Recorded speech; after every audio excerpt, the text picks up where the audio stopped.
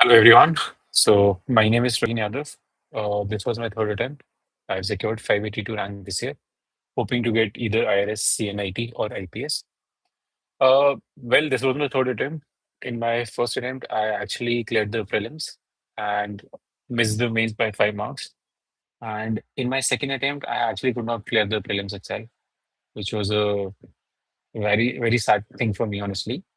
And I kind of left the preparation for quite some time and decided that probably after, let's say, a year or two, I'll give again. And I was focusing on plan B. So for the initial 6, 7 months, I was not preparing for UPSC, but came the December time, I actually applied for the UPPCS prelims and I qualified the PCS prelims and gave the mains this year also. So I cleared the UPPCS prelims for the 2024 paper, and that is how I got back again into the preparation.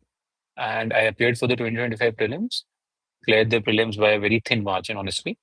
And then came the mains. So I was initially focusing on the PCS 2024 mains, which was actually at the same time as the UPSC mains. The PCS mains was in June to July, the last days of June, and the initial days of the July month. And the UPSC mains was in August of that month, the same year. So luckily, I cleared both. I was scheduled to appear for an interview on 18th of March for the UPPCS prelims also. मैंने मतलब sorry guys मैंने ध्यान नहीं दिया। तो मैंने इस साल दोनों पीसीएस और यूपीएससी दोनों के मेंस दिए थे और मैंने यूपीएससी का इंटरव्यू क्योंकि पहले हो गया मेरा, तो इस साल मेरा ठीक गया था यूपीएससी का इंटरव्यू और पीसीएस का इंटरव्यू मेरा 18 मार्च को था और मैंने दिया नहीं क्योंकि मेरा यहाँ ऑलरेडी सिलेक्शन हो चुका था और वही मतलब एक मेन कारण था। एंड बाकी ये है कि यार मैं आपको मुझे एक क्वेश्चन भेजे गए हैं, मैं ज़रा वो आपको भेज के बताता हूँ। Thank you so much Ravindra.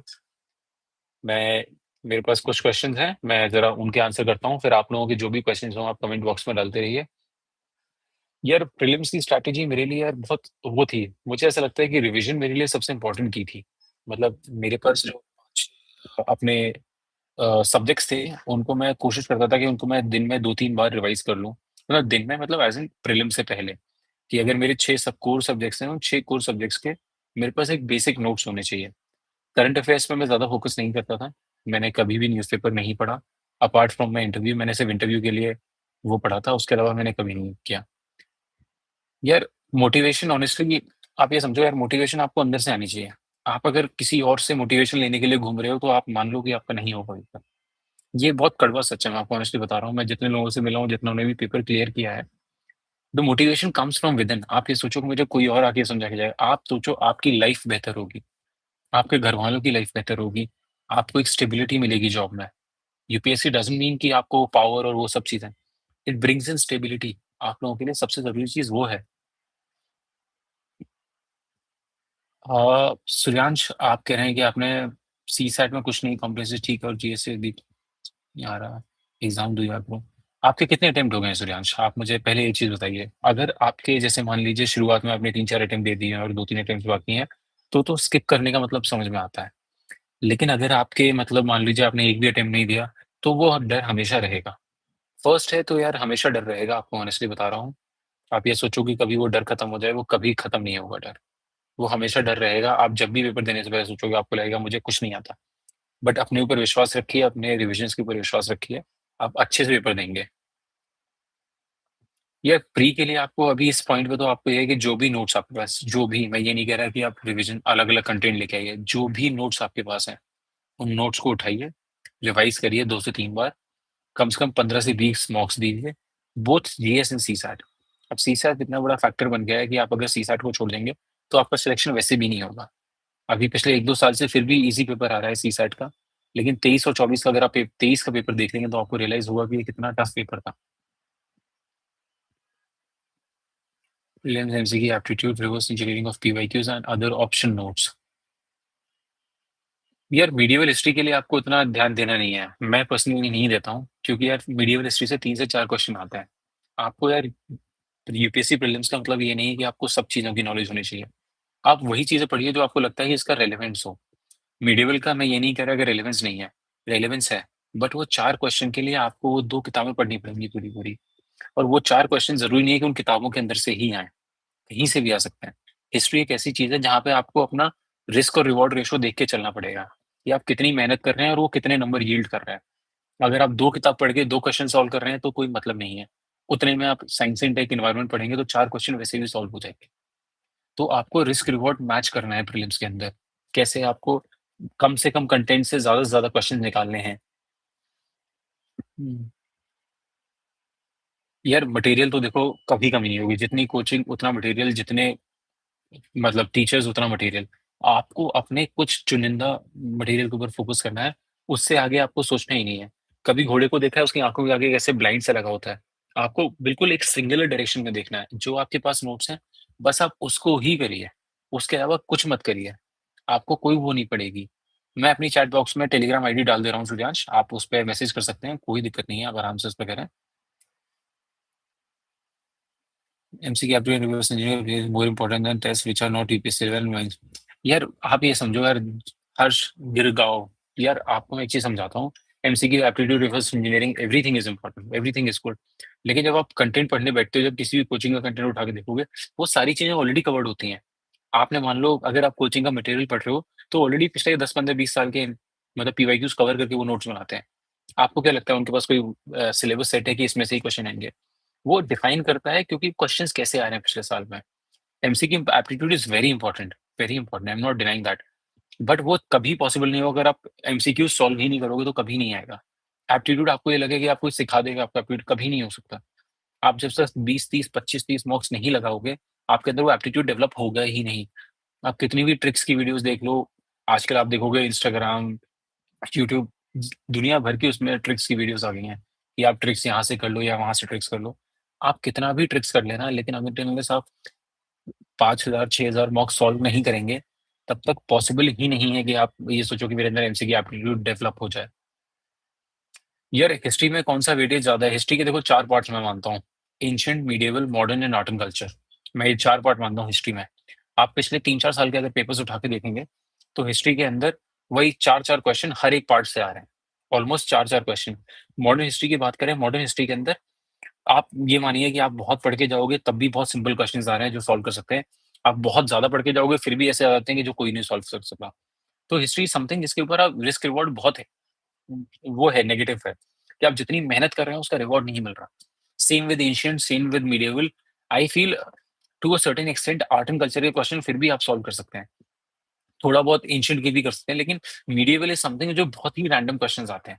पिछले साल फिर भी ईज़ी थे, लेकिन 24 का पेपर उठाएँगे, 23 का पेपर उठाएँगे, तो ये सारे क्वेश्चन्स मॉडर्न हिस्ट्री को छोड़ के सब के सब अजीब क्वेश्चन्स थे।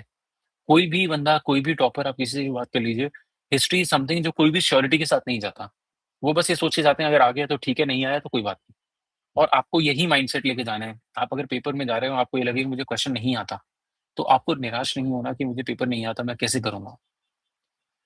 अ, विशाल देवनाथ जी पूछ रहे हैं, develop analytical mindness and apply the skill to study in one topic. यार सी, ऑनेस्टली आपको बताऊँ, एक बार जब आप कंटेंट पढ़ लोगे, जब आप पीवाईक्यू सॉल्व कर लोगे, आपको एक आइडिया पता लग जाएगा यूपीएससी क्वेश्चंस कैसे पूछ रहा है। आई एम नॉट सेइंग कहाँ से पूछ रहा है, कैसे पूछ रहा है। तो जब भी आप कोई टॉपिक पढ़ोगे तो आपको पता लग जाएगा इस टॉपिक में से यूपीएससी कैसे पूछेगा।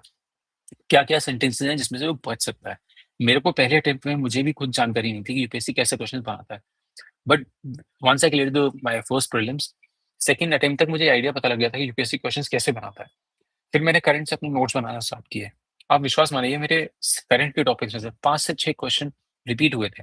वर्बेटिम मेरे नोट्स में से, जो कि मैंने बहुत छोटे नोट्स बनाए थे। दैट वाज़ समथिंग कि आप टारगेट्स करना सीख जाते हैं कि वो लोग कहाँ पूछ रहे हैं। सर मैं कन्फ्यूज़ हूँ हिस्ट्री को लेके बहुत, तो जब क्लियर हो गया sir, thank you. Thank you Sunil. यार आप ये समझो, यार आप रिस्क रिवॉर्ड आपको हमेशा लेके चलना पड़ेगा। आपको ऐसे सम चलना पड़ेगा कि यार आप ये समझिए कि आपको किसके ऊपर फ़ोकस करना है, किसके ऊपर नहीं। प्रीलिम्स में सबसे ज़्यादा फैक्टर आज के टाइम में मुझे लगता है इकोनॉमिक्स और पॉलिटी का है। लोग पॉलिटी को आसान समझते हैं, लेकिन क्या होता है क्योंकि उसमें जो ऑप्शंस पड़े होते हैं, उससे इंसान कन्फ्यूज़ हो जाता है। मेरा खुद का लॉ ऑप्शनल है एंड कॉन्स्टिट्यूशन के कभी-कभी जब वो सेम चीज़ रिपिटेटिव सामने आती है, तो आपको लगता है कि मुझे आता है, लेकिन इवेंचुअली आपको आता नहीं है वो चीज़। आप कन्फ्यूज़ हो जाते हो ऑप्शंस देख के। तो वो चीज़ कैसे सही होगी? जब आप बार-बार वही सेम चीज़ पढ़ेंगे। तो पॉलिटी और इकोनॉमिक्स में आपको कॉन्सेप्ट्स क्लियर करने पड़ेंगे। There is no excuse to that. His environment और साइंस से देखना आप चीज़ें रट सकते हो, लेकिन इकोनॉमिक्स में आपको समझ के करना पड़ेगा। ये मेरा एक सुझाव है आप लोगों के लिए। उम, करंट अफेयर्स कितना भी पढ़ूँ बट वो यार करंट अफेयर्स आप कितना भी पढ़ लेना फिर भी नहीं होगा, मैं आपको सच्चाई बता रहा हूँ।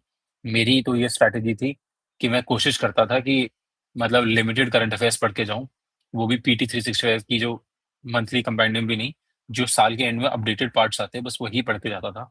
उसके 2 से 3 बार रिवीजन करता था और बस चला जाता हूँ। मैं उससे ज़्यादा कभी नहीं सोचता क्योंकि करंट अफेयर्स के आप अगर मानेंगे, अगर आपका स्टैटिक अच्छा है, तो करंट अफेयर्स के गिन चुन के 12 से 13 क्वेश्चन्स आते हैं। उसमें भी आपके 5 से 6 क्लियर हो जाएँगे अगर आप थोड़ा बहुत भी एक भी सोर्स पढ़ के जाओ। सुनील जी मैंने इसमें अपनी टेलीग्राम आईडी डाल दी है दैट इज़ PRVNYADAV 28 मैंने वो डाल दिया टेलीग्राम आईडी। यार इफ आई टारगेट 20 तो हम स्टार्टिंग कहाँ से करें? अ, एक हाँ जी, यार आपको मैं ऑनेस्टली बताऊँ आपको स्टार्टिंग कोई भी एक बेसिक नोट से करनी पड़ेगी। आज के टाइम में टेलीग्राम पे सारी कोचिंग का मटेरियल अवेलेबल है, सारी कोचिंग का। आप जो बताइए उसकी आपको क्लासेस मिल जाएँगी। आपके पास पैसे नहीं है अगर आप ऑफलाइन कर सकते हो बहुत अच्छा, नहीं कर सकते हो तो टेलीग्राम पे सब अवेलेबल है। एक कोई भी कोचिंग की क्लासेस उठा के कर लीजिए, उससे बेस बन जाता है और नोट्स बनाइए और डेली रिवाइज़ करिए। पहले साल में आपका यही मंत्र होना चाहिए। नोट्स बनाने हैं, रिवाइज़ करना है। बहुत सारे बच्चे नोट्स नहीं बनाते, फिर अगले अटेम्प्ट में 2-3 अटेम्प्ट बाद जब प्रीलिम्स क्लियर होता है, तब रियलाइज़ करते हैं, अब तो हमारे पास नोट्स नहीं है। फिर उनका मेंस भी रह जाता है इसी वजह से। तो पहले नोट्स ज़रूर बनाने हैं। सी यार ऑनेस्टली यार विकास रावत जी, मेरे को भी ये लगता है कि यार देखो प्रोसेस बहुत लंबा है, बीच-बीच में कंसिस्टेंसी टूटेगी। लेकिन यार आप ये मानो उससे अगर पढ़ाई के भरोसे रहोगे तो बिल्कुल टूटेगी। गेट इन सम एक्टिविटी मतलब कुछ ऐसा करिए जिससे आपका मन भी लगा रहे, पढ़ाई भी करते रहो। कोई स्पोर्ट खेलिए, जिम जाइए, कोई भी फिज़िकल एक्टिविटी करिए, तो आपका मन लगा रहता है। मैंने भी जब मेरा दूसरा प्रीलिम्स नहीं हुआ, तो मैंने भी बैडमिंटन खेलना स्टार्ट किया रेगुलर बेसिस पे और फिर उससे मेरा थोड़ा बहुत भले ही कभी ऑफ डेज़ होते थे, मैं बहुत दिन नहीं पढ़ता था। लेकिन ये पता था कि क्योंकि मैंने बेस इतना अच्छा स्ट्रॉन्ग बना रखा था, कि मैं जब भी अपनी पढ़ाई पे वापस जाऊँगा, तो मैं वापस शुरू कर सकता था वहाँ से। तो ये है कि आप कोई भी एक फिज़िकल एक्टिविटी वगैरह करिए, तो आपको आसानी रहेगी चीज़ों में। यार प्रहार बुकलेट्स आर वेरी गुड, आप कर लीजिए एक बार basic revision. Chat GPT later stage, शुरुआत में मत यूज़ करना। पहले अपना एक बेस बनाओ, फिर चैट जीपीटी और मेन स्ट्रीम फॉर वैल्यू या main stream is very good. मैंने भी यही किया था, मैंने और कुछ नहीं किया था। मैंने करंट के लिए मेन स्ट्रीम यूज़ करी थी, बाकी बेसिक नोट्स अपने, किसी और के नहीं अपने। यार मैं रिवीजन क्या रिलीजियस रिवीजन के लिए क्या करना होता है यार? रिवीजन तो आपको किताब उठानी है, पढ़ना है बस, जो लिखा है वही पढ़ना है। चाहे 100 बार पढ़ लो, बोर हो रहे हो दोबारा पढ़ लो। कुछ ना कुछ आपको हर बार एक बार ऐसा मिलेगा कि मैं ये भूल गया था। जितना आप करोगे उतना अच्छा रहेगा। यार इंग्लिश कोई ऐसा धनुष बाण नहीं है जिसके लिए आपको सुधारने की इतनी ज़रूरत है। आप जब 15-20 आंसर्स लिखना स्टार्ट करोगे, अगर डेली के 2 से 3 आंसर लिखोगे, आपकी इंग्लिश अपने आप से सुधर जाएगी। अगर आप इंग्लिश में लिख रहे हो तो। अपने आप से जब 4 दिन आप पढ़ोगे, कंटेंट अपना खुद पढ़ोगे, अपने आप से ठीक हो जाएगा। सबको फ़ोबिया रहता है, किसी का ये नहीं होता। सब के सब जितने भी इंग्लिश में फ्लुएंट बोलते हैं, इंटरव्यू में जाके सब के सब सहम जाते हैं भाई इंग्लिश के ऐसे। When we should start answer writing once you are done with your content. आप एक बार अगर बेसिक रिवीजन आपको पता है, अगर मैंने पॉलिटी के नोट्स पढ़ लिए हैं, मुझे आइडिया है, तो स्टार्ट करो। फिर वो कभी इनर्शिया तो ब्रेक करना है ही। ऐसा तो है नहीं कभी आपको लगेगा कि परफेक्ट टाइम आ गया कि अब मैं कर सकता हूँ इससे आगे। वो कभी आपको नहीं मिलेगा। आप जब भी लिखने जाओगे आपको अंदर से इनर्शिया आएगा कि मैं लिख ही नहीं पाऊँगा या ये नहीं कर पाऊँगा। कोशिश करो ब्रेक दैट। ये मानो कि मैं दुनिया का सबसे गंदा आंसर लिख रहा हूँ। सोचो ही मत कि मैं अच्छा आंसर लिखूँगा। ये लेके जाओ दिमाग में मैं सबसे गंदा आंसर लिखूँगा। एक बार आपने मन में ये सोच लिया तो आप उससे बहुत अच्छा आंसर्स लिखो। टॉपिक कितने यार मेरे को ऐसा लगता है कि ज़्यादा डीप में जाते हो तो फिर थोड़ा वो हो जाता है। आप एक ऊपर का पर्सपेक्टिव रखिए सारे टॉपिक्स के बारे में और जब तक मेंस तक पहुँचते हो ना यार, मेंस में आपको आइडिया पता लग जाता है कि कौन से टॉपिक रेलेवेंट है, कौन से टॉपिक रेलेवेंट नहीं है। जो रेलेवेंट हो उनको डीप में जाना, जो नॉन रेलेवेंट है, उनको ऊपर-ऊपर से पढ़ के छोड़ दें। ताकि एक आइडिया पता लग गया अगर क्वेश्चन आ भी जाए तो आप लिख लोगे। नवल जी इंग्लिश कैसे सुधारें? यार बेसिक वही न्यूज़पेपर पढ़ लो, इंग्लिश न्यूज़पेपर पढ़ लो, आंसर्स लिख लीजिए, थोड़ा आइडिया पता लग जाए। न्यूज़पेपर रीडिंग से काफ़ी इम्पैक्ट पड़ता है। इकोनॉमी में इकोनॉमिक सर्वे एंड बजट की कैसे यार क्लासेस बहुत हैं यार। मैं मतलब विभास झा सर हैं नेक्स्ट आईएएस के, उनकी क्लासेस आती हैं। सुनील शर्मा जी आपके लिए बता रहा हूँ इकोनॉमिक सर्वे और बजट का। विभास सर हैं, उनकी इकोनॉमिक्स की मैं बजट करता हूँ, इकोनॉमिक सर्वे इतना नहीं करता हूँ। उनकी क्लासेस काफ़ी अच्छी हैं, आप कर सकते हो। बहुत बढ़िया है, मतलब मैं हर साल वही करता हूँ बजट के लिए। इज़ सर इज़ यार बैकग्राउंड इतना मैटर नहीं करता अगर आपकी पढ़ाई अच्छी है, कोई फ़र्क नहीं पड़ता। मैं बहुत सारे लोगों को जानता हूँ जो गवर्नमेंट स्कूल से पढ़े हैं, मेरे काफ़ी दोस्त हैं जो सिलेक्टेड हैं। गवर्नमेंट स्कूल से पढ़े, 12th भी वहीं से करी, बीए भी कोई नॉन रेलेवेंट से कॉलेज से करी और वो उसके बाद भी सिलेक्शन ले चुके हैं। तो मैटर नहीं करता इतना। Starting notes is required to valuation. हाँ यार, बिल्कुल। अगर आपका एक बार स्टार्टिंग नोट बन गए, तो उनके ऊपर वैल्यूएशन करना बहुत अच्छा है। फिर आपके लिए बहुत बढ़िया रहेगा, जो रेलेवेंट टॉपिक्स हैं। ये नहीं कि आपने जो भी पढ़ा उसको इन नोट्स में लिखने लग गए, वो ज़रूरी नहीं है। जो-जो आपको इम्पोर्टेंट लग रहा है, बस उसी का। आई complete NCERT 11th-12th economics, what should I do next? आप यार कॉन्सेप्ट चेक करो अपने। विवेक सिंह की एक 500 एमसीक्यूज़ आते हैं प्रीलिम्स के, वो सॉल्व करने की कोशिश करो, हो रहे हैं या नहीं हो रहे। नहीं हो रहे तो जो नहीं हो रहे टॉपिक्स उनको उठाओ, लिखो, फिर यूट्यूब, चैट जीपीटी इन सब से समझने की कोशिश करो। यार मैं कितनी बार पढ़ाई करता था, मैं सच्चाई बताऊँगा यार आपको। मैंने पहले अटेम्प्ट में करी थी 8 से 10 घंटे इफेक्टिव। इफेक्टिव समझना बात। मैं ये नहीं कह रहा कि मैंने फ़ोन उठाया पढ़ने लग गया, ऐसे नहीं। इफेक्टिव मीन्स टाइमर चलता था 8 से 10 घंटे। सेकंड अटेम्प्ट तक आते-आते वो साढ़े 6 से 7 घंटे हो गए। इस अटेम्प्ट में मैंने मैक्सिमम पढ़ाई 6 घंटे करी थी effective hours. Effective again is the word, जो इफेक्टिव 6 घंटे निकालने के लिए मुझे 9 घंटे बैठना पड़ता था। क्योंकि आपका क्या होता है बीच-बीच में मन करता है, उठ गए, कुछ खाने चले गए, ये करने लगे, तो वो पार्ट में काउंट नहीं होना चाहिए। कुछ लोग होते हैं कि बैठ गए, फ़ोन भी चला रहे हैं उसी घंटे में कि पढ़ाई में काउंट हो गया। मतलब मैं चाय भी पिया है, वॉशरूम भी चला गया, सब चीज़ कर ली एंड वो उसी का पार्ट है। तो इफेक्टिव वर्ड आपको समझना पड़ेगा। यार रिविज़न के बिना सुजान जी कुछ होगा नहीं, मैं आपको पर्सनली बता रहा हूँ। मैंने नेक्स्ट ईयर से कोचिंग करी थी। हमारे पहले दिन हमारे एक टीचर ने ये कहा था कि बेटा अगर नोट्स नहीं बना रहे हो, रिविज़न नहीं कर रहे हो, तो आप अभी उठ के चले जाओ। सिलेक्शन वैसे भी नहीं हो रहा। यहाँ इतनी भीड़ है, आपको स्टैंड आउट करने के लिए कुछ अलग करना पड़ेगा और वो कुछ अलग होता है कि आप रिवाइज़ कर रहे हो डेली। जो आप पढ़ रहे हो वो आपकी टिप्स पे है। यार जगतेश्वर सिंह जी, इकोनॉमिक्स के लिए यार मैं क्या करता था, मेरे पास एक बेसिक नोट्स थे अपने कोचिंग के। पहले तो मैं वो पढ़ता हूँ पूरा, उसके बाद मैं उठाता हूँ पीटी 365 करंट अफेयर्स के लिए, फिर मैं उठाता हूँ एमसीक्यूज़। मैं कोई भी एक सेक्शनल टेस्ट उठाता हूँ इकोनॉमिक्स का, उस साल के सारे रिलेवेंट टॉपिक्स उसमें कवर हो जाते हैं, तो उसको उठा के फिर मैं पढ़ने लग जाता हूँ। तो उससे इकोनॉमिक्स हो जाता है। इकोनॉमिक्स एक बहुत हाई यील्डिंग टॉपिक है, आप आराम से वहाँ से कवर कर सकते हैं। यार पहले मेंस में जब मैंने पहला मेंस दिया था, उस टाइम तो बहुत बढ़िया फीलिंग थी क्योंकि साढ़े 3 महीने थे। इस साल क्योंकि मेरा सेकंड मेंस था, तो मेरी हवा टाइट थी क्योंकि मैं ऑलरेडी पीसीएस का मेंस दे रहा था। उसके बाद मेरे पास डेढ़ महीना बचा था यूपीएससी के मेंस की तैयारी करना और मैंने ऑप्शनल अपना 2 साल से छुआ नहीं था। तो इस साल तो मैं बड़ा टेंस था कि पेपर हो भी पाएँगे, नहीं कर पाऊँगा, कंटेंट कर पाऊँगा या नहीं कर पाऊँगा। तो वही यार किस्मत है, इस पेपर में बहुत बड़ा रोल है किस्मत का। साथ देती है तो कहीं से भी सिलेक्शन हो जाता है, नहीं साथ दे तो आप कितनी भी मेहनत कर लो नहीं होता। ये मैं जानता हूँ और मेरे से बहुत अच्छे-अच्छे पढ़ने वाले बच्चे हैं। ये बात भी मैं बहुत अच्छे से जानता हूँ। इंटरडिसिप्लिनरी अप्रोच वाले वो स्टेप्स यार वही है कि यार एक बार जब आपका रिवीजन हो जाता है ना, तो आप इंटरलिंक करने लग जाते हो चीज़ें। अ, 1 सेकंड यार क्वेश्चंस बहुत सारे हो गए थे। हाँ, so Shrihari Srivastava I am talking to you. So what are the steps that we need to have to take get interdisciplinary approach? यार द थिंग इज़ ऑनेस्टली मैं आपको बताऊँ यार क्या होता है ना, एक बार आपकी चीज़ें दिमाग में होती है ना, you start linking your topics with something else. What happens with people is कि वो they kind of read things in solitude. आपको ये नहीं करना कि आपने एक चीज़ पढ़ी तो वही है। अगर जीएस 1 में पढ़ा तो आप उसको जीएस 2, 3 में इस्तेमाल करो, कोई नहीं रोक रहा। पेपर भले ही जीएस 1, 2, 3 का है, चीज़ें अगर आप इंटरलिंक करने लग गए, तो आप ये मान लेना आप ऑलरेडी आधी जनता से ज़्यादा स्टैंड आउट कर रहे हो। यार मेंस के नोट प्रीलिम्स यार मेरे तो मेंस और प्रीलिम्स के नोट सेम थे। मेरा कुछ अलग नहीं था। मैं वही सेम मेंस के नोट्स ही रिवाइज़ करता था। कोई भी अलग नहीं था। हाँ, प्रीलिम्स के लिए मैंने पीवाईक्यू के नोट्स बनाए थे, जो मैं बार-बार रिवाइज़ करता रहता था। जितनी बार सब्जेक्ट रिवाइज़ करता था, उतनी बार प्रीलिम्स के पीवाईक्यू के नोट्स रिवाइज़ करता था। एक आन मैं डेली अच्छे से पढ़ लेती हूँ, कॉन्स्टेंटली ब्रेक हो जाती है, फिर डर लगता है, बहुत प्रेशर फील यार ये तो सबके लिए नॉर्मल चीज़ है। मैं ऑनेस्टली बताऊँ आपको ये सोचने वाली बात ही नहीं है। जितने लोग पढ़ रहे हैं स आपको इतना कॉन्फिडेंस होना चाहिए कि मैं जो पढ़ रही हूँ, वो बहुत अच्छा पढ़ रही हूँ, बाकी लोगों से ऑलरेडी आगे हूँ। आप अगर ये सोचने जाओ, आपको अगर अंदर से डर लगने जाए कि नहीं मैं नहीं कर रही, तो आप अपने आप से अंडर कॉन्फिडेंट हो जाते हो। मुझे ऐसा लगता है out of all 3 stages prelims and interview सिर्फ कॉन्फिडेंस का गेम है। मतलब पढ़ाई है भाई, पढ़ाई बहुत ज़रूरी है। सिर्फ कॉन्फिडेंस मतलब पढ़ाई के आप अगर कॉन्फिडेंट हो पेपर वाले दिन, आपको अगर 20% भी नॉलेज है, आप वो 80% में कन्वर्ट कर लोगे। आपके अंदर थोड़ा एप्टीट्यूड है, एमसीक्यू एप्टीट्यूड, थोड़ा कॉन्फिडेंस, आप सब कुछ कर लोगे। सीसैट के लिए यार मैंने अमित गर्ग की क्लासेस करी थी, आईएएस सेतु से एंड उन्होंने मेरी बहुत हेल्प करी, मेरे पहले सीसैट के पेपर में, दैट वाज़ इन 2023। उस साल पेपर बहुत टफ आया था सीसैट का। मेरे 68 मार्क्स आए थे। मैं 2 नंबर से पास हुआ था उस साल सीसैट में। ऑल्दो मैं 90% लोगों को जानता था जो सब फेल हुए थे। तो उस साल का पेपर बहुत टफ आया था।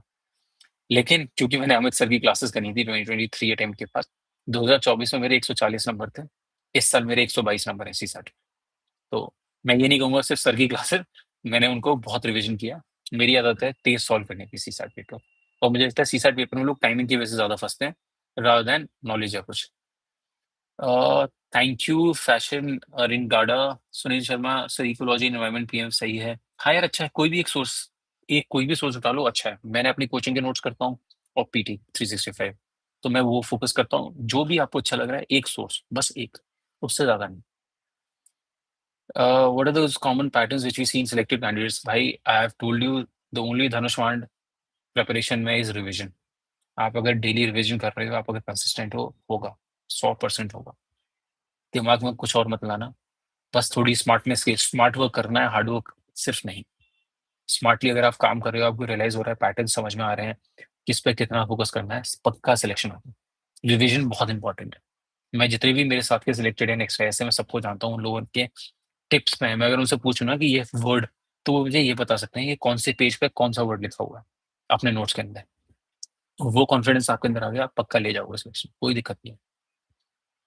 के लिए अभी से क्या करूँ यार, अभी से स्टार्ट करो। फैशन अर्निंग गार्डा यूपीएससी 27 तो ज्यादा दूर थोड़ी ना यार, 26 ही आ गए यहाँ पे। 1.5 साल तो प्रिपरेशन में लग ही जाता है। ऑप्शनल करोगे 5 से 6 महीने लगेगा ऑप्शनल करने में। So Cheshta Gaur sir, how to start revision, मतलब नोट्स बने हुए हैं, लिमिटेड रिसोर्स हैं, कैसे स्टार्ट करें यार? जो है पढ़ते रहो, ये मत सोचो पहली बार में याद हो जाएगा। रीड करो पहली बार में, जो नोट्स खोलो, सामने पेज देखो, एंड उसको वो करते जाओ, रीड करते जाओ, रीड करते जाओ। जरूरी नहीं है कि वो बिल्कुल आपको दिमाग में बैठ जाएगा। आप अगर उसको सिर्फ रीड भी कर लोगे तो भी काम चल जाएगा। और Vishal Devnath sir, what's the best approach for starting one topic और स्टार्टिंग टू टॉपिक्स पैरेलली? यार यही है कि मेरा तो ये रहता है कि यार मैं टाइमिंग सेट वो करता, डिस्टिंग्विश मेरी, मतलब मेरी वैसी आदत नहीं है। मैंने अगर आज पॉलिटी उठाया तो मैं सिर्फ पॉलिटी ही पढ़ूंगा।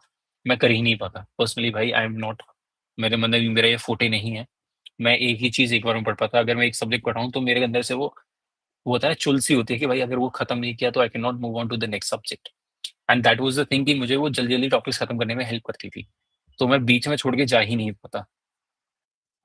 एंड उसके अलावा सिर्फ के लिए अभी से क्या करूँ, फैशन वगैरह, मैंने आपका क्वेश्चन आंसर कर दिया। सर रिवीजन के बाद भी याद नहीं रहता, कोई दिक्कत नहीं यार, वो वैसे ही इतना कंटेंट है, भूलोगे, बार बार भूलोगे। एक बार नहीं 10 बार भूलोगे।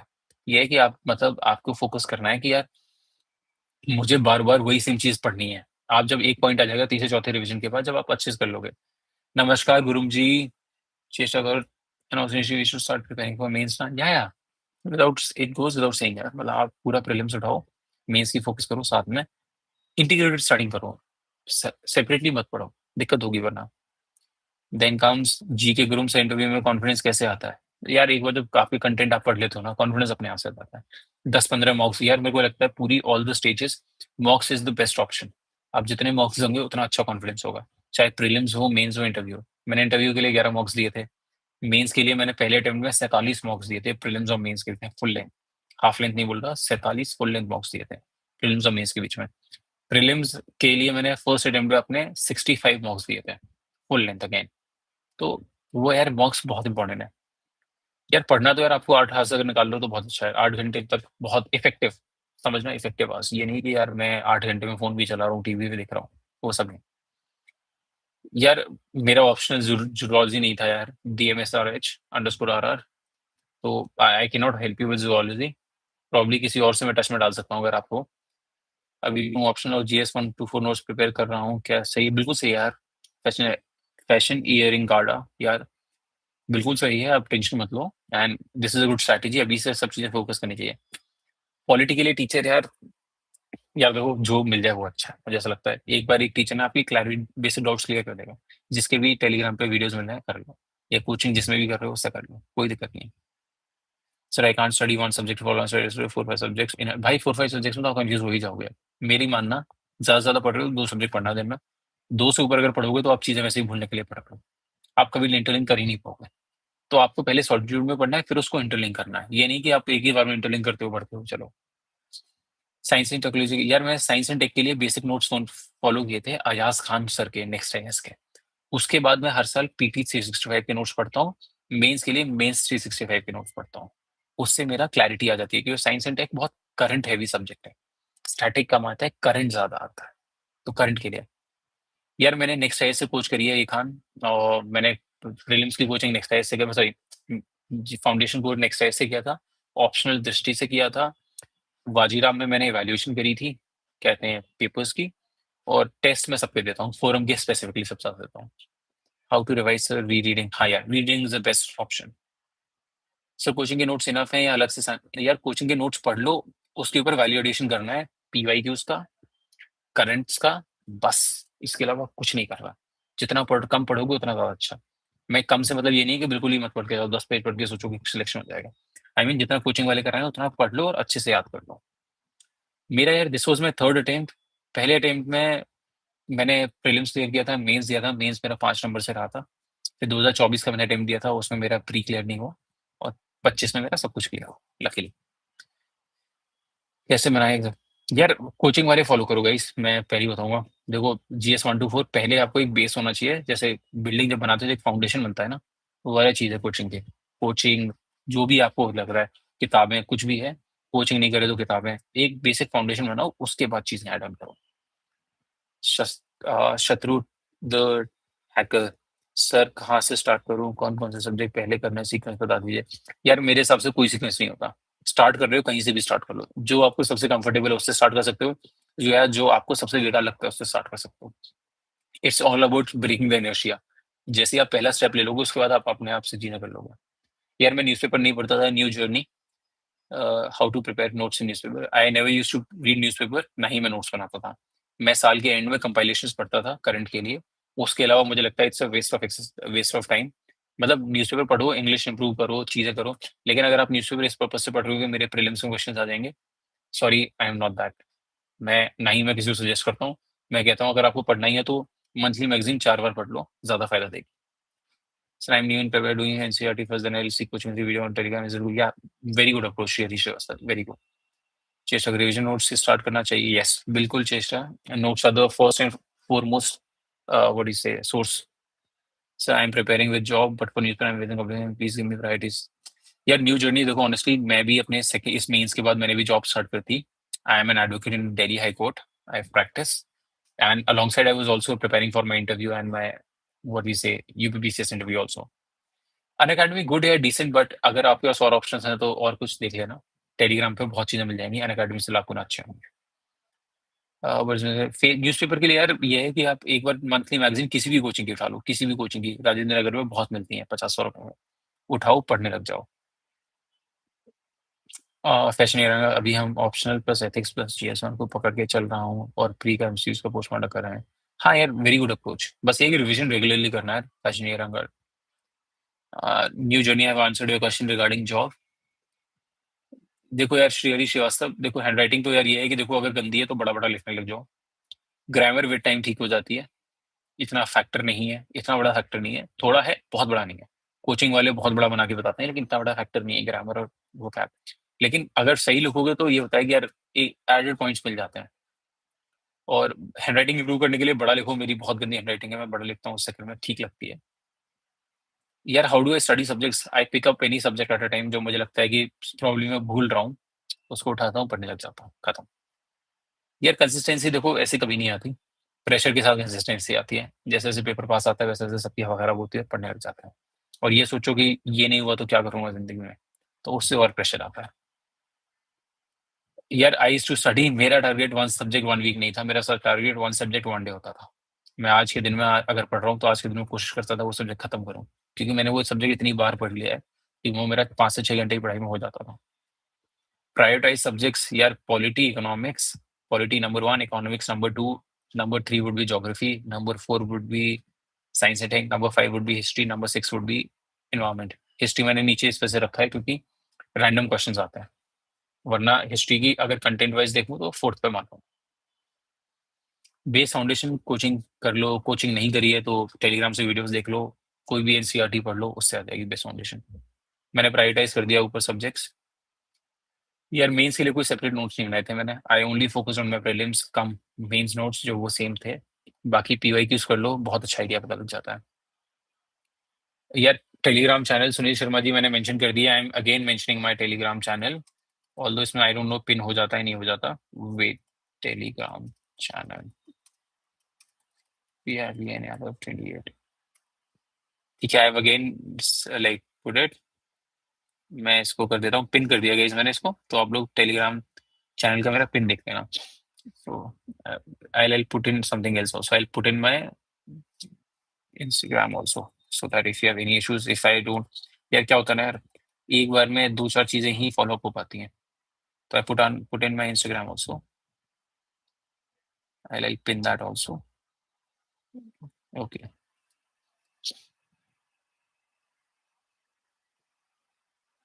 Okay. So okay, so where was I? One second guys, बहुत सारे मैसेज हो गए। अनअकैडमी की वे प्रॉब्लम टेलीग्राम चैनल का टेलीग्राम बताइए।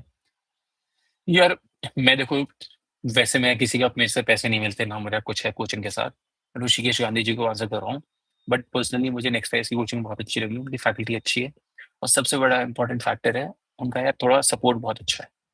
आफ्टर अगर आप प्रीलिम्स भी क्वालिफाई करते थे तो मेंस की आपको टेस्ट सीरीज फ्री में देते हैं, आपको सपोर्ट एंड टू एंड रहता है, इंटरव्यू तक पूरा सपोर्ट रहता है नेक्स्ट ईयर्स का।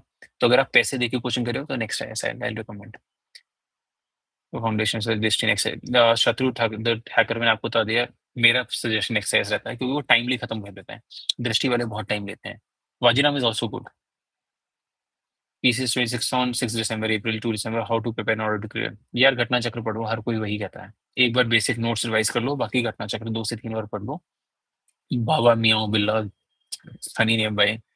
तो या दैट देन सूर्यांश भैया, आज आपने गाइडेंस दी है, मेरी प्रिपरेशन को एक डायरेक्शन में गई है, आपकी बातें फॉलो करूँ अगर कभी गाइडेंस मिले तो। बिल्कुल भाई Suryansh, if you have any queries, मैंने आपको टेलीग्राम और इंस्टाग्राम दोनों दे रखे हैं, कोई भी दिक्कत हो just ask me questions there, I would be like very happy to help you. I am preparing for UPPCS. अपने करंट अफेयर्स कहाँ से किया था? चेष्टा गौर, यार मैं आपको ऑनेस्ट बताऊँ, मैंने यूपीपीसीएस के लिए कोई भी सेपरेट करंट अफेयर्स नहीं किए थे, मैंने वही घटना चक्र पढ़ी थी अपनी, जो मुझे डिसेंट लगी और मुझे तो काफी हेल्प करी उससे। Vishal Devnath sir, how to consolidate one particular topic from multiple, मत करो मल्टीपल सोर्सेज भाई, एक सोर्सेज कर लो बहुत है। इतना पढ़ोगे वो क्वेश्चन जरूरी नहीं है कि वो आएगा जाएगा, आप एक क्वेश्चन टॉपिक के ऊपर 4 या 5 घंटे दो, उसका मतलब नहीं बनता। उतना ही टाइम दो जितना रेलिवेंस हो, अगर पक्का पता है कि आ ही रहा है तो दे दो, वो किसी को नहीं होता। मैक्सिमम एक सोर्स से करो बहुत है, बहुत ज्यादा लग रहा है कंफ्यूजिंग तो 2 सोर्स से कर लो, उससे ज्यादा मत करना। Sir best books for GS, यार देखो बुक्स मैं करता नहीं हूँ, मैंने लक्ष्मीकांत एक बार पढ़ी थी, स्पेक्ट्रम एक बार पढ़ी थी, बाकी मैंने अपने नोट्स के ऊपर अप्लाई किया था। झूठ मैं किसी को बोलूंगा नहीं भाई, यहाँ पे बहुत सारे लोग बोलते हैं कि मैंने ये भी किया मैंने वो भी किया। मैंने लक्ष्मीकांत एक बार पढ़ी थी, मैंने इस वजह से एक बार पढ़ी थी क्योंकि मेरे पास लॉ ऑप्शनल है, मैं कॉन्स्टिट्यूशन की किताब से पढ़ता हूँ, अभी भी रखी होगी मेरे पास ऊपर कहीं, कॉन्स्टिट्यूशन का जो बैरक्ट आता है मैं उससे पढ़ता हूँ, तो मैं बुक्स और कुछ नहीं पढ़ता था। What are the benchmarks for prelim sir? Benchmark कैसे बेंचमार्क्स यार? श्री श्रीवास्तव, बेंचमार्क्स बस यही यार कि 100 नंबर से ऊपर ले आओ, सिलेक्शन हो जाएगा प्रीलिम्स में, maximum number of question select वो करो। Prelims is more about mathematical game, जहाँ आपको कितने क्वेश्चन अटेम्प्ट करने हैं और कितने नहीं करने। तो मैं 90 से ऊपर करता था, 95 96 हर साल करता हूँ। जीएस बेस्ट बुक्स यार, भाई यार इसके ऊपर तो आपको बहुत मिल जाएगा ऑनलाइन, मैं am pretty sure her topper ने बता दिया जीएस बेस्ट बुक्स, मैं नहीं पढ़ता था तो मैं आपको बता नहीं पाऊँ। Do we have to read everything again and again any book like Laxmikanth? यार मैंने लक्ष्मीकांत से ये किया था, मैंने एक बार पढ़ी थी, जो टॉपिक्स मुझे इंपॉर्टेंट लग रहे थे और मेरे नोट्स में नहीं थे, वो बस मैंने उस बार में अपने नोट्स में लिख लिए थे बस, उसके अलावा मैं बस नोट्स पढ़ता था, लक्ष्मीकांत नहीं पढ़ता था। Uh, Babu, making multi dimensional notes for mains is correct, या that is a good approach. यार मल्टी डायमेंशनल बनाने से आपको ये हो जाएगी, आपको एक टॉपिक के साथ साथ उसके एंसिलरी टॉपिक्स का भी आइडिया पता लग जाएगा। एंड देन फिर सर जीएस बेस्ट बुक्स मैंने आपको बता दी, मैसेज ऑलरेडी पिन दिया, thank you. Sir can I start from degree?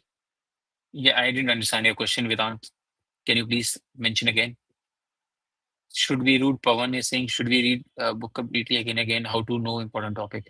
यार एक बार जब आप पीवाईक्यू से चले जाओगे ना, तो आपको एक आइडिया पता लग जाएगा कि इंपॉर्टेंट टॉपिक्स क्या क्या हैं, कौन कौन से रेलिवेंट टॉपिक्स नहीं है, तो आप वो छोड़ दोगे।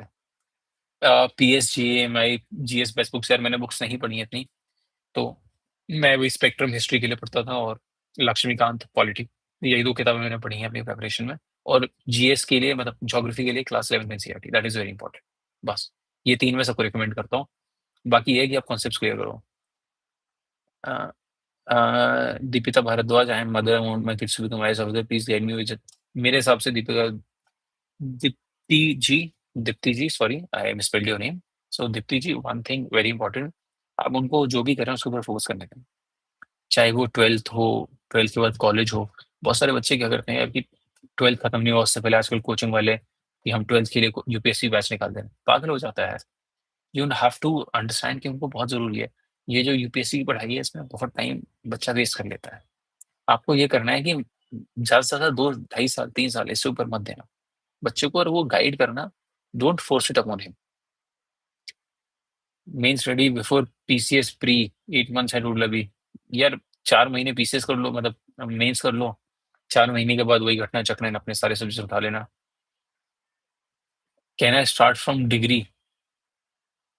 यार मतलब वेदांत, आप डिग्री यानी एज इन कॉलेज की डिग्री बता रहे हो कि अभी कॉलेज में हो, अभी स्टार्ट कर लो, कर सकते हो यार, अगर आप ये आपका क्वेश्चन है तो आप मतलब सेकंड थर्ड ईयर में अपने कॉलेज की स्टार्ट कर सकते हो। लेकिन मैं फिर भी कहूंगा कि कॉलेज को अपना पूरा टाइम दें, अनटिल अनलेस आपका कॉलेज आपको जाना नहीं पड़ता, ये चीज़ें नहीं करनी पड़ती। क्योंकि कॉलेज में जो आप सीख लोगे उससे आपका एक बैकअप अच्छा बन जाएगा। यार फिजिक्स ऑप्शनल के बारे में यार I am not the right person, although इस साल नंबर अच्छे आए फिजिक्स में, तो आप वो एक बार देख सकते हो। अंशुमन जैना, thank you so much. Sir NCERT 6 to 12 और 9 to 12 कुछ मत करो यार, अगर पढ़ रहे हो सिर्फ ज्योग्राफी ही पढ़ लेना। बाकी कोई भी कोचिंग के नोट्स उठा लो, किसी भी के भी, वो पढ़ लो। आई एम प्रीटी श्योर वो एनसीईआरटीज को अच्छे से कवर कर देते हैं। और जो एनसीईआरटीज में जो नॉन रेलेवेंट कंटेंट है उनको स्किप कर देता है। जब इतनी सारी कोचिंग्स बनी बैठी हैं यार, और जब उनका फ्री में मटेरियल मिल रहा है हर जगह पे, क्यों मेहनत करनी हो सेम चीज? क्यों टाइम पास करना हो, मतलब टाइम वेस्ट करना अपना? आई नो नॉलेज मिलेगी एवरीथिंग, बट थोड़ा वो है ना, रिस्क रिवॉर्ड देखना पड़ेगा, क्योंकि ऑलरेडी आपको इतना पढ़ना है, उसके ऊपर से आप ये चीज और पढ़ा दो, बहुत हो जाएगा। इकोनॉमी के लिए पवन जी मैंने ऊपर एक्सप्लेन किया था, तो वही कोई भी coaching notes, Vivek Singh sir के एमसीक्यूज आते हैं वो कर लीजिए, और करंट का एक कोई भी सोर्स उठा लीजिए। श्रीहरि श्रीवास्तव, बिल्कुल बिल्कुल यार, whenever you feel like you are stuck on anything, just feel free to call me, text me, whatever works for you। Clips he clips यार, मेरे पास फिजिक्स ऑप्शनल नहीं था तो मुझे आइडिया नहीं है। देखो यार पवन भाई, फोमो हमेशा रहेगा, मुझे भी था, मैंने तभी जॉब ज्वाइन करी, मुझे ऐसा लगता था कि यार कुछ नहीं करे लाइफ में, पढ़ाई करे जा रहे हैं, हमारा हो ही नहीं रहा, सिलेक्शन ही नहीं हो रहा, प्रीलिम्स ही क्लियर नहीं हो रहा दूसरी बार में। तो यार देखो वो तो होगा, मैं ये कहूँ कि नहीं होगा, बिल्कुल होगा। बट ये है कि आप उसको मैनेज कैसे कर रहे हो। आप ये सोचो कि यार जो लोग अभी लाइफ में, आप ये सोचना यार, जब एक बार क्लियर कर लेते हो ना, तो लाइफ की स्ट्रैटेजी बदल जाती है। आप कल को यहाँ हो, आप यहाँ पहुंच जाओगे, सोसाइटी वाइज बता रहा हूँ, ओनली सोसाइटी वाइज। आपकी रिस्पेक्ट इतनी ज्यादा हो जाती है, आपको ये लगता है कि it is worth it in the and. तो वो 2 साल 2.5 साल नहीं मिल रहा, कोई दिक्कत नहीं है, लेकिन जब मिलेगा तो आपको एकदम से यहाँ बिठा देगा जहाँ लोगों को सालों लग जाती है पहुंचने में।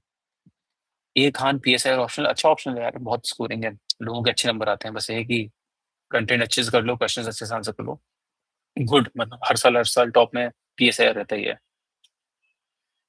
सर हीरा सिंह सर, मैंने 2 महीने में पॉलिटी हिस्ट्री और ज्योग्राफी की एनसीईआरटी पढ़ ली है, इकोनॉमी रह गई है, बस हिंदी मीडियम से हूँ, थर्ड ईयर। बढ़िया यार, देखो यार मैं ये नहीं कहता कि किताबें पढ़ना खराब, किताबें पढ़ना बहुत अच्छा है। मैं बस ये कह रहा हूँ कि टाइम की वैल्यू निकाल कर, आपके पास टाइम है बिल्कुल पढ़ो, जरूरी है पढ़ो। लेकिन अगर टाइम नहीं है तो जरूरी नहीं है कि किताबों के बिना होगा नहीं सिलेक्शन। मेरा हुआ है तो मैं मानता हूँ हो सकता है। Sir have my first attempt in 2030, how to start again? Start यार अभी थोड़ा एंजॉय करो, एक बार साल 28 में स्टार्ट करना, उससे पहले मत सोचना। अंकुश जी आपको बोल रहा हूँ मैं। Sir I am an average student, Vikas Rawat भाई, मेरी 75 में 82% आई थी 12। सीबीएसई के हिसाब से कम होती है। एवरेज स्टूडेंट यहाँ पे 90% सब एवरेज है, कोई टॉपर नहीं है। मैं बता रहा हूँ, वही 15-20% टॉपर चलते हैं और कुछ नहीं। A Khan, any suggestions about what sir? आप मैम जो भी हैं प्लीज बताइए। Should be class 11 stream. Pawan यार देखो, उनसे पूछो उनको क्या इंटरेस्ट है पहले। यूपीएससी की बदौलत उनको स्ट्रीम सेलेक्ट मत कराओ, जो उनको अच्छा लगता हो उनसे पूछो उन्हें क्या बढ़िया लग रहा है, प्रॉब्ली साइंस अच्छा लग रहा है, कॉमर्स अच्छा लग रहा है, ह्यूमैनिटीज अच्छा लग रहा है, जो भी अच्छा है वो कराओ। अगर उन्हें यूपीएससी ही करना है इवेंचुअली, वो सारी स्ट्रीम्स हो जाता है। बस ये है कि अभी एट दिस पॉइंट बस अपना बेसिक सब्जेक्ट्स पे फोकस करें, जो भी अच्छा है उस पर करें, सारी स्ट्रीम से सिलेक्शन होते हैं। इस साल टॉप रैंक 3 आए, कॉमर्स से आए, साइंस वाले भी हैं उसमें, फिजिक्स ऑप्शनल वाले भी मिल जाएंगे आपको टॉप 10 में, ह्यूमैनिटीज वाले तो हैं ही खैर बहुत सारे। She has it. सो यार आपको क्या इंटरेस्ट है? आप उनसे एक बार पूछो पवन कि यार उनको क्या करना है, मतलब एज़ इन ह्यूमैनिटीज़ में इंटरेस्ट है, आर्ट्स में, तो उससे थोड़ा ईज़ी हो जाता है। मतलब हिस्ट्री आसान हो जाती है, पॉलिटिकल साइंस आसान हो जाता है। थोड़ा ये जो कोर सब्जेक्ट्स हैं ना, ये आपको ईज़िली मिल जाते हैं, वरना अगर साइंस लेंगे तो साइंस में क्या होता है, आर्ट्स से तो लो यार बिल्कुल, मैंने भी आर्ट्स ली थी ऑनेस्टली, 11th-12th में मैंने आर्ट्स ली थी क्योंकि मुझे यूपीएससी करना था एंड फिर मुझे लॉ भी करना था, तो मेरे को लगता था कि आर्ट्स से अच्छा कुछ है ही नहीं। क्यों ज़बरदस्ती से केमिस्ट्री पढूँ जब मुझे करना ही नहीं है ज़िंदगी में कुछ केमिस्ट्री। ओके। एक हाँ यार, सजेशंस अबाउट पीएसआर ऑप्शनल यार, वही जो दुनिया करती है यार, एक ही टीचर है सबसे अच्छी, जो लोग कहते हैं। मुझे नहीं पता यार, मैंने क्यों पीएसआर किया नहीं है। तो उनके नोट्स ले लो, कोचिंग करनी है तो उनकी, भाई देखो पैसा है तो ऑफलाइन कर लो, नहीं लग रहा तो टेलीग्राम पे कर लो, सब मिल जाता है। Cell me something for CSAT यार, वही नैन्सी कुमारी, आई सजेस्ट की यार, मैंने तो अमित सर की क्लासेस करी थी, मुझे बहुत रेलेवेंस लगा कि उन्होंने थोड़ी ट्रिक्स और शॉर्टकट्स बताए थे, काफ़ी फ़ायदा दिया था मेरा। बाकी इंग्लिश के लिए एक चीज़ कहूँगा कि न्यूज़पेपर की जो बात आई थी, वो बस यहाँ बहुत हेल्प कर देगा। आपकी रीडिंग स्पीड तेज़ कर देगा, और सीसैट के इंग्लिश कॉम्प्रिहेंशन वाले पार्ट में वो इंग्लिश स्पीकिंग बहुत तेज़ हो जाती है, रीडिंग, वो अच्छा हो जाता है। कौन-सी टीचर हैं यार? यार उनका नाम है, वो फीमेल टीचर हैं, उनकी अब कोचिंग है, आप स गूगल पे सर्च करोगे सबसे पहला उन्हीं का सर्च आएगा। करके देखो आप एक बार, पीएसआई और ऑप्शनल टीचर। या विशाल देवनाथ फॉर श्योर यार, आप आराम से टेक्स्ट करो, कोई दिक्कत नहीं, I will reply to you. So I am reading the newspaper but how to writing means the important news and shit. मत करो इतना यार, जब ज़्यादा इम्पोर्टेंट है वो हर दिन न्यूज़पेपर में रिपीट होता है उनको शी। तो जब हर दिन रिपीट होता है तो आप वो ये चीज़ 3 बार पढ़ लोगे ऑलरेडी, तो नोट्स में लिखने की ज़रूरत नहीं पड़ेगी, पहली बात। सर मैं यूपीएससी स्टार्टिंग के लिए कौन-सी कोचिंग करूँ या फिर कैसे करूँ? यार देखो, जो भी आपको सब बजट में लग रही है, जो भी आपके हिसाब से फिट लग रही है कोचिंग, देखो ये आपका डिसीजन है। मैं आपको बता सकता हूँ कौन-कौन सी अच्छी है। मेरे मतलब नज़रिए में 2 कोचिंग बहुत अच्छी हैं, one is next IAS, one is Vajirao. Both are very good. The reason being वो टाइम पे कोर्स कंप्लीट कराती हैं और फैकल्टी अच्छी है, डाउट्स वाउट्स क्लियर करती हैं। नेक्स्ट आईएएस बिकॉज़ वो थोड़ा एक्स्ट्रा सपोर्ट बहुत दे देती है। कौन-सी कोचिंग करूँ या फिर कैसे करूँ? यार देखो, ये मैंने बताया अभी, Shubhra Ranjan ma'am, right sir, वही हैं, शुभ्रा रंजन मैम हैं। उनका आप एक बार देख लीजिएगा और मिल जाता है, कंटेंट अच्छा है, बढ़िया। एक तो उसमें मटेरियल अच्छा मिल जाता है पीएसआई, तो उसकी अब दिक्कत नहीं है। दृष्टि आईएएस के साथ एक दिक्कत है पवन जी यार, जो मुझे लगती है पर्सनली, वो टाइम पे कोर्स कंप्लीट नहीं कराते हैं। उनके यूजुअली कोर्स जो 12 महीने में खत्म होने चाहिए, वो 15 से 18 महीने खिंच जाते हैं, और उसमें इंसान का एक अटेम्प्ट चला जाता है। तो जब आप ये सोच के आते हो कि मैं अगले साल का अटेम्प्ट दूँगा, मालूम पड़ रहा है कि कोचिंग का कंटेंट ही खत्म नहीं हो रहा, आपको अगले ईयर पे 2 साल बाद अटेम्प्ट देना पड़ेगा। तो थोड़ा वो हो जाता है, जो कंसिस्टेंसी है ना वो बनी नहीं रहती।